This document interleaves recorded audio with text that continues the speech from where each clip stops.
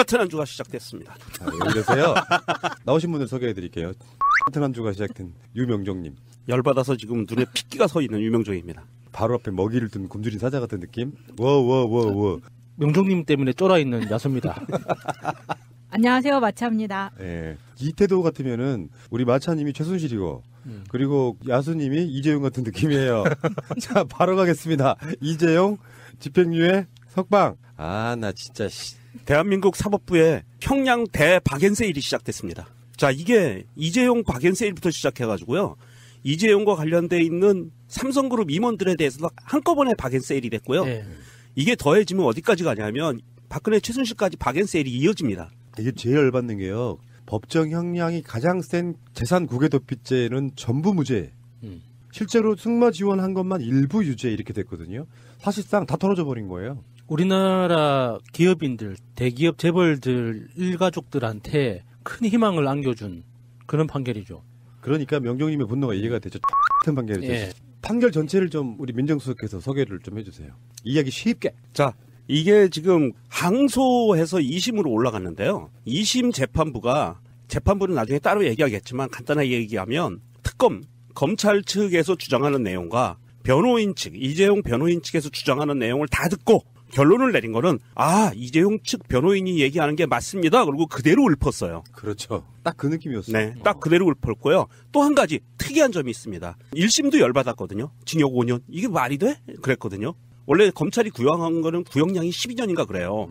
그런데 1심에서 5년을 내렸어요. 굉장히 이거 짜게 내려준 거예요. 1심도 열받았는데 2심에 와서 형량이 2년의 집행유예예요. 집행유예 4년. 그 의미가 없어요. 몇 년인지는. 징역 2년형의 집행유예를 내렸다는 거는요. 징역 2년형은요. 이재용이 갖다 바친 뇌물의 액수가 1억 원이 안 된다는 얘기예요. 그러네. 몇 천만 원을 줬다는 얘기예요. 대기업 삼성그룹이 대통령한테 몇 천만 원 뇌물 줘서 그걸로 걸린 거예요. 결론은 이렇게 된 거예요. 근데 이게 예상이 됐어요. 징역 5년을 1심에 선고한 이유가 대개의 사람들이 법 전문가들이 집행유예로 꺼내주려고라는 그렇게 인식을 했었단 말이에요. 뭐 징역 7년, 징역 10년 이렇게 나왔으면 그렇게 못 나오거든. 그러니까 전체적인 큰 맥락에서 보면 삼성의 이재용은 나 박근혜한테 권력으로 억압당한 피해자야 이런 느낌이 없지 않아 있어요. 그 전략으로 쭉 갔고 쌍방 뇌물죄 한쪽에서는 뇌물을 주고 뭔가 대가를 얻고 한쪽에서는 뇌물을 받고 뭔가 특혜를 주고 뭐 이런 방식으로 가려고 하는 뭐 그런 구조가 전혀 없는 건 사실 아니지만 삼성이 박근혜 정권에게 잘 보이지 않는다고 해서 기업이 망할 정도라고 생각하진 않아요. 지금 제가 봤을 때는 삼성과 박근혜 같은 정부의 위치는 동등하다고 봅니다. 서로 간에 주거니 받거니한 뇌물을 통해서 서로가 윈윈하는 윈윈이라는 표현이 적당할지 모르겠지만 그런 느낌도 있고 그렇긴 하지만 이재용이 이런 식으로 이렇게 감경을 받게 되면 한쪽에 박근혜 쪽 전략은 또 어떻게 될 것이냐 이런 부분에서 봤을 때 결론적으로 공범관계인 경우 근데 재판부는 이것을 그냥 일방적으로 박근혜한테 당한 피해자 이렇게 몰고 갈 수는 있지만 박근혜 재판도 그대로 남아있는 거거든요. 그렇게 되면 박근혜 쪽도 이재용 재판에 영향을 받을 수밖에 없는데 많은 언론들이 이게 박근혜 쪽이 더 어려워졌다 이렇게 표현할 수도 있는데요. 저는 그렇게 생각하지 않고요. 재판부가 다르기 때문에 박근혜에게 더 유리한 판결이 나올 수도 있는 저는 그런 상황이라고 봅니다. 1심과 2심이 뒤집히는 거 보면요. 사법부라고 하는 것도 보는 시각이나 어떤 관점에 따라서는 완전히 똑같은 사안을 다르게 해석하고 있잖아요.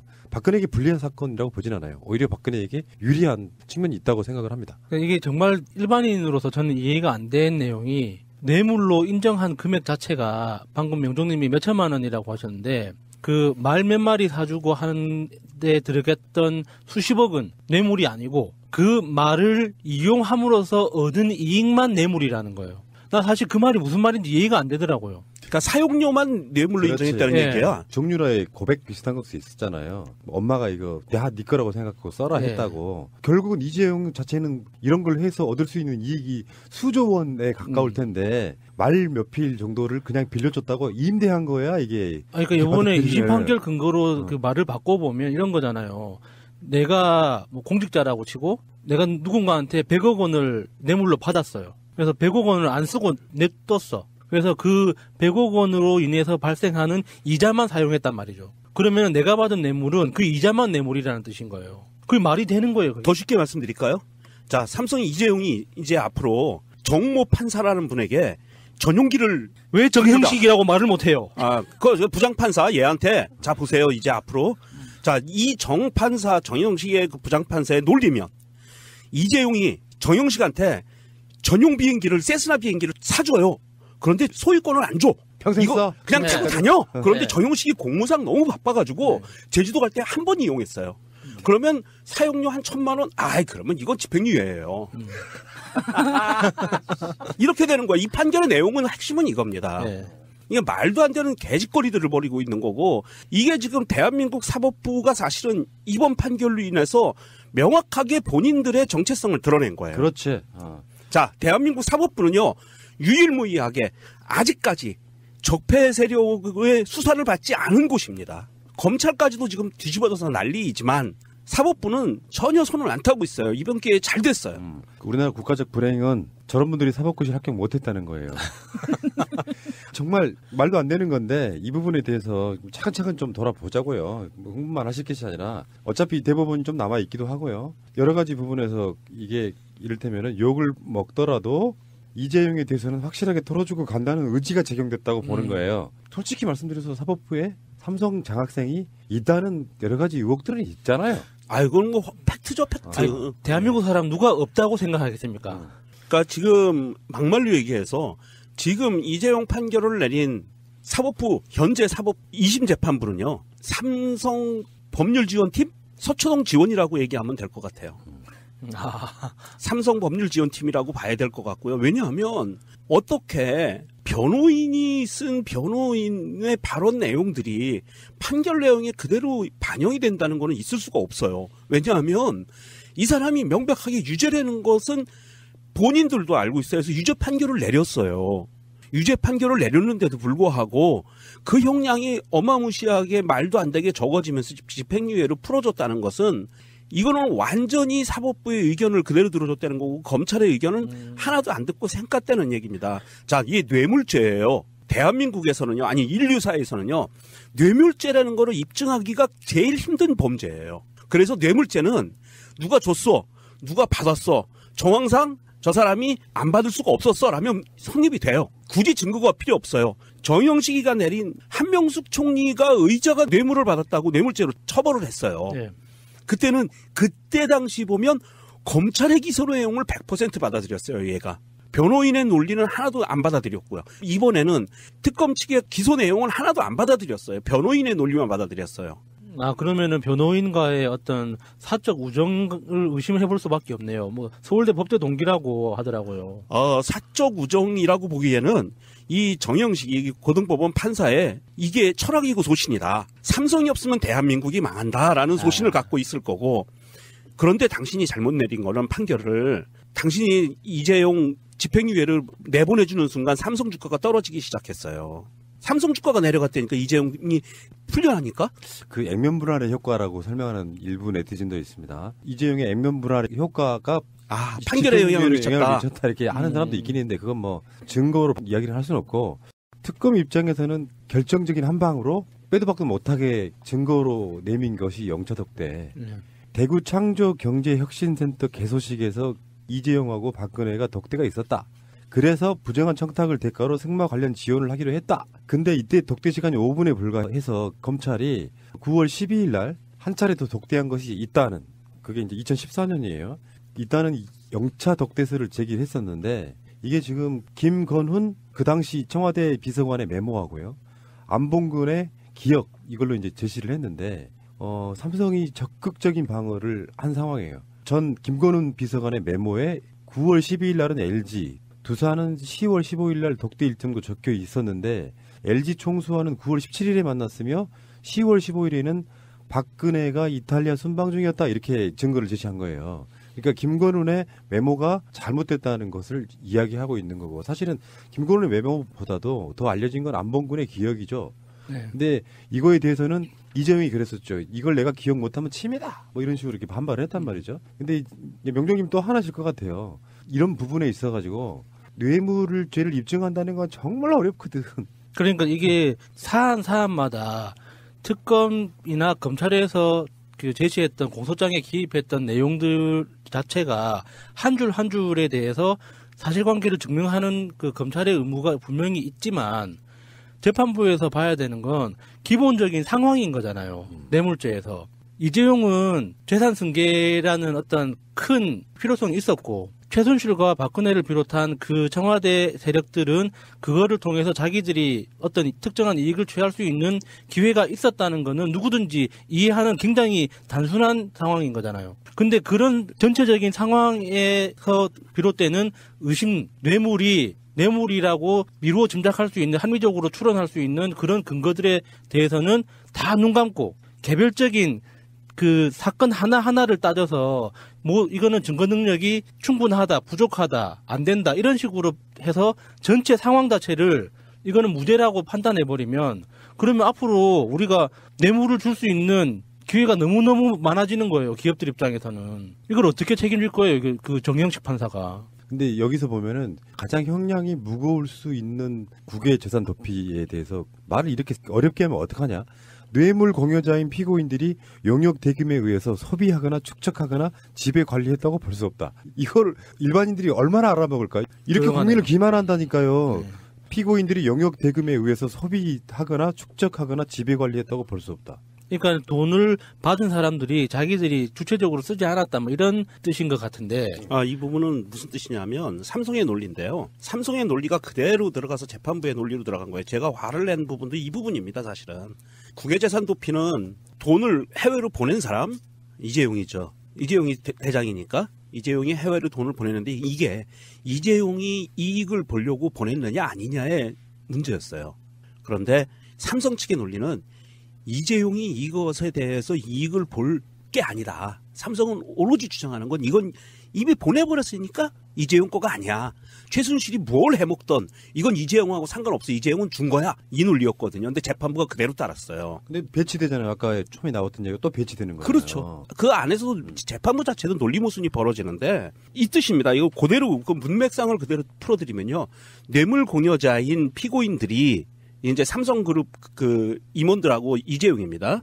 용역 대금에 의해서 이게 이제 독일로 보냈다는 30몇 억이요. 소비하거나 그 돈을 썼거나 축적하거나 따로 빼서 저금해놨거나 지배관리 이 돈에서 직접 지배해서 관리했다고 볼 수 없다라고 이야기한 거예요. 그러니까 이 돈은 삼성이나 이건희 주머니에서 나갔지만 나가는 순간 삼성과는 인연이 없고 끊어진 돈이기 때문에 삼성 책임 아니야라고 인정해 준 거예요. 그러면 그 줬으면 끝났단 얘기야. 말산 계약을 그 무효로 하는 그 계약서를 다시 썼잖아요. 네. 그거를 재판부에서 받아들였다는 다 거예요. 받아들였다는 거죠. 자, 보세요. 자, 아. 앞으로 이제 벌어질 일들에 대한 예측입니다. 이명박이 미국 다스법인에게 100억 원을 몰래 출자했어요. 이게 해외 재산 도피 은닉죄가 성립이 안 된다는 얘기예요. 이 논리로 하면. 나 그거 안 썼는데? 이자 안 받았는데? 내가 관리 안 했어? 그러면 끝났다는 얘기예요. 똑같은 얘기가 지금 대한민국 사법부 재판부가 법을 어떻게 해석하는지가 명확하게 드러난 거예요. 첫 번째 뇌물죄는 정황상 측근들이 메모했고 증언을 하면 뇌물죄가 성립이 됩니다. 왜냐하면 공무원이 관계된 거기 때문에 이거는 뇌물죄에 대해서 굉장히 엄하게 처벌을 하는 게 그동안의 전통이었어요. 공무원들이 관여했기 때문에 명확한 100% 증거가 없어도 이건 뇌물죄를 처벌을 해왔습니다. 대한민국에선. 그런데 이거를 명확한 증거를 찾지 못했기 때문에 무죄라고 판단을 내린 거고요. 또 하나는 앞으로 벌어질 모든 일, 과거의 모든 해외 재산 도피 은닉했던 거에 대해서 나 그거 죄 준 건데 하면 이제 무죄가 된다는 얘기예요. 판결 내용에 재산 국외 도피 의사 없어 단지 장소가 외국일 뿐이었다. 그렇죠. 그거예요. 그래서 삼성 측의 논리였어요. 이건 삼성에서 법조팀이 만들어낸 논리고 이 논리를 그대로 사법부가 받아들였다는 거고요. 그러니까 이 사법부가 이재용의 마음속을 들여다본 거네요. 이재용이 그 돈을 그렇게 독일에다 옮겨놓은 건 은닉의 의도가 아니라 그냥 남아도는 돈을 한국에 둘 수도 있고 독일에 둘 수도 있기 때문에 어쩌다 보니 거기가 독일이었더라. 그리고 어쩌다 보니까 그게 최순실과 박근혜와 정유라 쪽으로 네. 갔더라. 절대 의도된 게 아니었다. 네. 그러니까 내가 쓰려고 하는, 내가 이익을 보려고 하는, 또 내가 그거에 대해서 직접 관리하지 않은 돈이야. 그러니 나는 무죄야를 그래 맞아라고 얘기해. 그렇게 거예요. 재판부에서 관심법으로 봐주기 있어요? 마음을 그렇게 들여다볼 수 있나? 근데 이 정영식 판사의 이전 판결 내용들을 보면 조금 이해가 갈 수도 있어요. 2012년 나경원의 장애인 알몸 목욕 인권 유린 사건과 그 집안의 친일 행적을 비판한 네티즌에게 300만 원 벌금을 선고했던 사람이고요. 그리고 공직선거법 위반과 업무상 횡령 등의 혐의로 기소된 이재영 새누리당 의원에게 실형을 선고한 원심을 낮춰서 징역 1년에 집행유예 2년, 벌금 700만 원을 선고했던 사람이기도 해요. 그리고 최근에는 아디다스 코리아가 서울 세관장하고 관세 등 부가처분 취소소송 항소심에서 1심 판결을 뒤집고 아디다스 코리아에 승소 판결을 내준 적도 있는 사람이에요. 네, 자유선진당 박선영 국회의원을 기억하시는 분들 있으실 거예요. 예, 기억합니다. 네, 이 사람이 정영식 판사의 장모입니다. 정영식 판사의 와이프의 어머니. 네. 그럼 그게 장모가 더 쉽지 이 사람아. 아니 저는 순간적으로 그래서 그게 정영식이랑 뭔 상관이야 이렇게 생각했거든요. 그런데 이 박선영 의원은 김진태 의원의 사촌 누나입니다. 이거 김진태 사촌 누나요? 네. 오. 그래서 정영식으로는 처형이 되는 거죠. 그런데 이런 김진태와의 관계가 있고요. 이 정영식의 와이프의 자매의 남편 중에 하나가 외국인하고 결혼을 했는데 이 사람이 로키드 마틴에 근무하는 사람입니다. 정영식 판사의 처남. 아니죠. 처남이 아니라 처형. 또는 처제의 남편인 거지. 네. 그러면 동서네? 동서지간입니다. 네. 근데 여기서 그러면 중요한 문제가 하나 나와요. 최순실과 로키드 마틴 관계. 그러네요. 이 인맥 관계가 그렇죠. 최순실과 박근혜와 이명박과 이게 연루가 안 돼 있다고 보기가 힘들어지는 상황이네요. 국정농단에 있어서 아직까지 규명이 되지는 않았지만 안민석 의원 등이 최순실과 로키드 마틴과의 관계를 설명한 적이 있었거든요. 그렇죠. 예. 요거는 그냥 넘어갈 수가 없는데. 그러면 나중에 정영식이라는 판사가 그 명단에서도 오르락 내리락 거릴 수도 있다는 얘기네요. 그러니까 중요한 길목에 정영식한테 이 사건이 온 거예요. 그러네. 쉽게 뭔가 상황을 풀기는 정말 좋은 소스가 되지 않았을까. 그리고 이 동서지간 중에 또 한 사람이 전 대법관인 민희령 네. 대법관입니다. 대법관이면 범상치는 않은데. 이게 듣다 보니까 무섭네요. 국회의원 박선영의 남편이 민희령이라는 거죠. 여기에서 로키드 마틴이라는 이름이 등장하니까 무섭죠. 예, 좀 뭔가 그 최순실의 네트워크가 이 정도인가 싶은 그런 느낌이 확 드네요. 자기들끼리 뭔가 어떤 상황을 이렇게 만들었을 때 이 예. 사람은 나는 판사니까 우리 가족과는 아무 상관없이 판결했어. 이렇게 말할 수가 있을까요? 나는 없다고 보는 것이고요. 야, 마차님 수고하셨습니다. 오늘 밤길을 지켜주세요. 느낌이 좀 쎄한 게 이러고 나서 정영식에 대해서 연합뉴스가 사실상 칭송하는 것 같은 보도를 내보내는데 이런 식이에요. 이재용의 집행유예 선고한 정영식 부장판사 4개월간 재판, 야간 재판 없는 효율적 재판 진행, 신설된 재판부 이끌어 차분하고 세밀한 스타일, 사대의 지도층 뇌물 사건 2심 담당. 이 사람은 공정하게 했다 이야기하고 싶어하는 것 같은데 이게 그냥 보통 일이 아닌 게요. 예를 들어서 우리가 말하는 언론사든 사법부든 다 적폐가 있다? 이렇게 우리가 이야기해왔잖아요. 이 사건은 박근혜랑 연관이 있어요. 그 박근혜 사건과의 간단히 말하면 공범인데 박근혜가 20몇 개의 어떤 혐의가 있지만 그중에 가장 센 게 뇌물이거든요. 재벌들로부터 받은 뇌물 이런 거란 말이에요.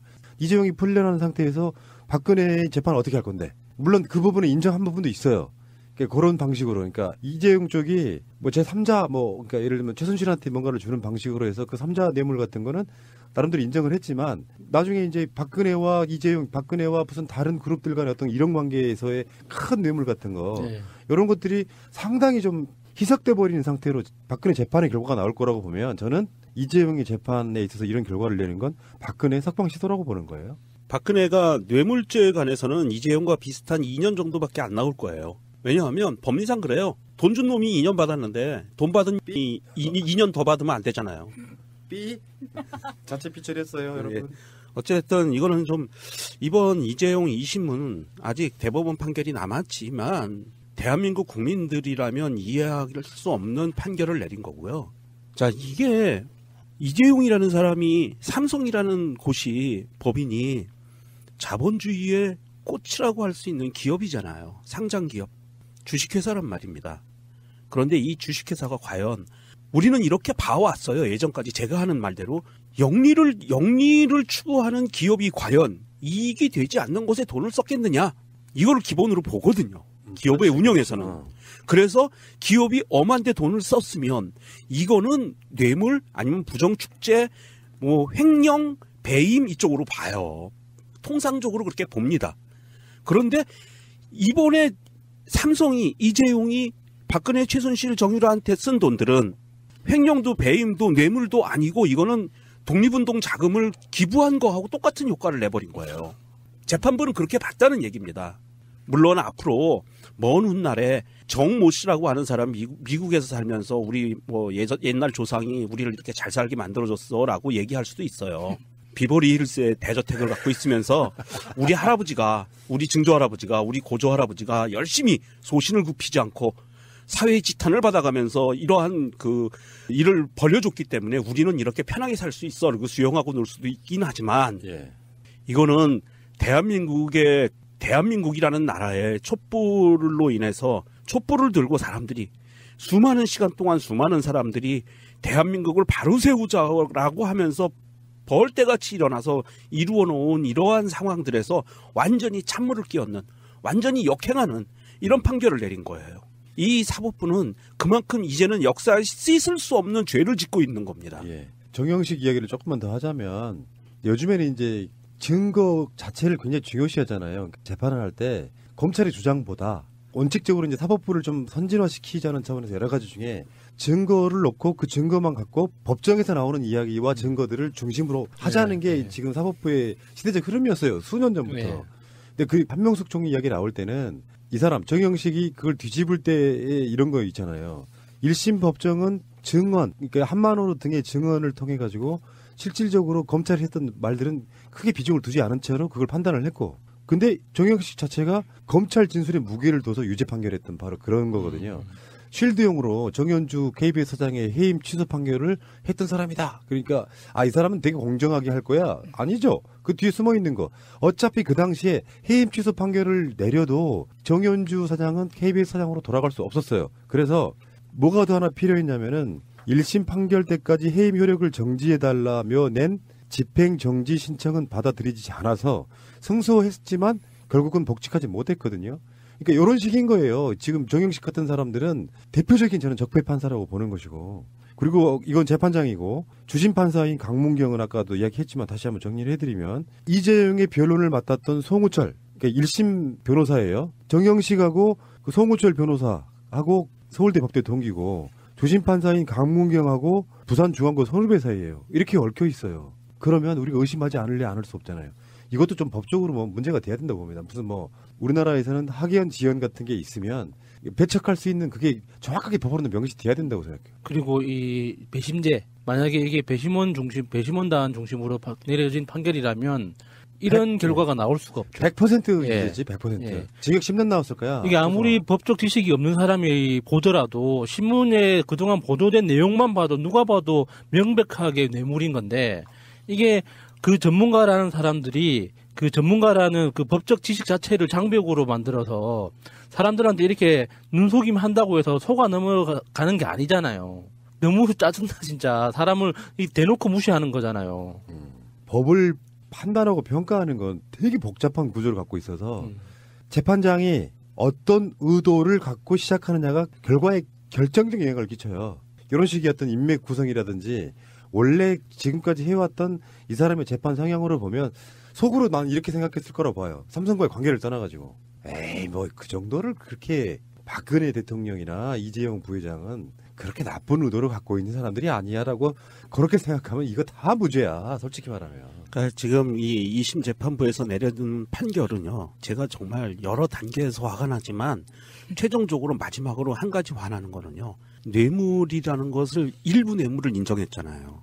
일부 뇌물을 인정했으면 이 사건이 그냥 사인이 말단 공무원에게 뇌물을 준 사건이 아니고요, 삼성이라는 거대 기업의 실질적인 지배자가 부정한 방법으로 부정한 짓을 하고 있는 대통령이라는 최고 권력기관을 향해서 100원이라도 뇌물을 준 사건이에요. 사용료 100원이든 100만 원이든 10만 원이든 준 거거든요. 그러면 재판부가 정말 원리 원칙대로 예단을 하지 않고, 예단이라고 하는 건 저 사람은 유죄 같아 무죄 같아 미리 판단을 하고 재판을 하는 거예요. 그거는 금지돼 있어요. 내가 보기엔 지금 이게 그래, 이게. 그렇죠. 근데 이런 예단을 하지 않고 재판을 했다고 하더라도, 그리고 원리 원칙대로 재판을 하고 증거에 입각해서 증인에 입각해서 공정하게 재판을 했다고 한다면 최소한, 정말 최소한, 마지막 최소한은요, 집행유예를 내리면 안 되는 사건이에요.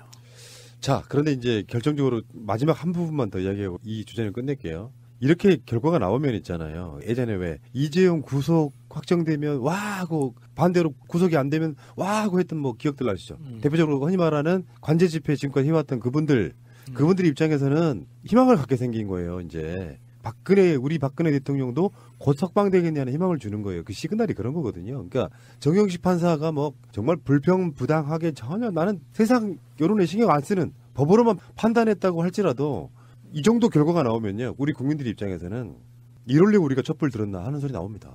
이재용이 이렇게 석방이 돼버리고 나면은 재벌 개혁 못해요 이제. 특히 이재용 석방될 때 그 표정, TV로 보신 분도 계실 겁니다. 비열하게 웃는 표정. 예. 그 우리는 쪼갠다고 하죠. 그러니까 웃음을 감출 수 없는. 그렇지. 지도 이제 웃으면 안 된다는 걸 알지만 그게 얼굴 근육이 지 마음대로 이렇게 따라주지 않는 그 감출 수 없는 그 터져 나오는 웃음, 미소. 그렇죠. 그게 진짜 이 나라의 정치적 현실인 것 같아요. 지금 적폐 세력들이 지금 그 문재인 대통령이 추진하는 여러 가지 정책들이나 정치권에서 추진하고 있는 적폐 처단 이런 그 여러 가지 추진 사항들에 대해서 가지고 있는 속마음, 너희들이 그래 해봐라. 해봤자 얼마만큼 하겠니? 라고 하는 그런 속마음이 정말 상징적으로 응축되어 있는 것 같았어요. 그 표정이. 제가 지난주에 방송을 하면서 설마 여기까지는 예상을 못했었는데요. 오늘에 와서 보니까 아귀가 맞아요. 어떤 부분이냐면 삼성 주식 50분의 1 분할한 게 이제는 톱니가 딱 맞아요. 무슨 말씀이냐면 그때 제가 방송 말씀을 드릴 때 삼성이 주식을 50분의 1로 분할하기로 했다라고 하면서 끝에 그런 말씀을 드렸거든요. 삼성의 승계 작업이 완료된 것 같다라고 얘기를 했는데 저는 오늘 이 집행유예 사건을 보니까 이미 보름이나 한 달 전쯤에 삼성 측에 이 집행유예가 내려질 판결 내용이 전달이 된 것 같고요. 전달이 됐기 때문에 그래서 주식 분할하는 것도 최종 결정을 하고 이렇게 순서대로 움직인 게 아닌가 싶은 의심도 사실 들어요. 자, 뭐 그거는 확인할 수는 없지만 확인할 수는 없지만 의심이 듭니다. 예. 알겠습니다. 근데 뭐 역사라는 게 또 뭐 일사천리로 수리대로만 가나요? 이렇게 또 이제 되돌리는 세력이 있고 또 그걸 또 국민이 이겨내고. 예, 그 조윤선 케이스를 기대해봐야죠. 그러니까요. 이제 대법원 가서 파기환송되면 이재용이 또 어떤 이야기를 꺼낼지. 예. 재명아 좋겠다. 내가 분명히 저번에 몇 달 전에 얘기를 했다고요. 나 같은 사람 만나서 좋은 친구 사귀어서 사회적으로 좀 각성 좀 하면은 좋은 기업가 될 수 있거든요. 그렇죠. 법원에서 나오면서 쪼개면서 그게 국민의당 A야?